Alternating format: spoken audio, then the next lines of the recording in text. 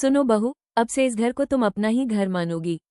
जब भी जो खाने का मन होगा खुद बना लेना। जब जैसी इच्छा होगी वैसे ही घर सजाना। तुम मेरी दूसरी बेटी हो, मुझे सास नहीं अपनी माँ समझना।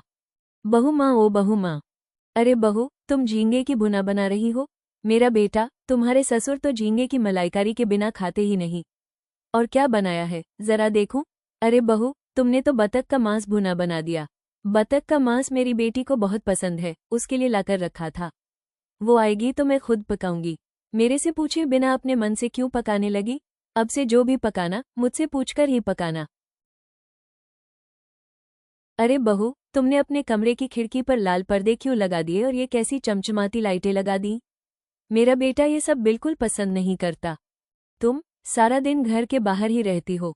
अगर ऐसे ही करती रहोगी तो ये गृहस्थी तो बिगड़ जाएगी माँ। ये तुम्हारा ही घर परिवार है, फिर भी तुम्हें इसकी कोई चिंता ही नहीं। मैं जरा आस पड़ोस होकर आती हूँ, इस बीच तुम रात का खाना बना लेना। और सुनो, जो जो मैंने कहा है वही करना। अपने मन से कुछ भी मत पकाना, सामान की कीमत देखो कितनी बढ़ गई है। इस घर में आने के बाद आपने मुझसे कहा था कि मैं इस घर को अपना घर मानूं, आपको अपनी माँ मानूं। अपने मन से खाना बनाकर खाऊं, अपने मन से घर सजाऊं।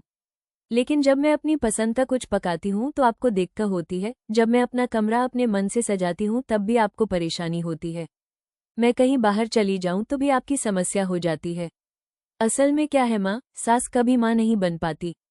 मैं जितना भी आपको अपनी माँ मानने की कोशिश करूं, आप मुझे कभी अपनी बेटी मान ही नहीं सकी, और शायद कभी मान भी नहीं पाएंगी।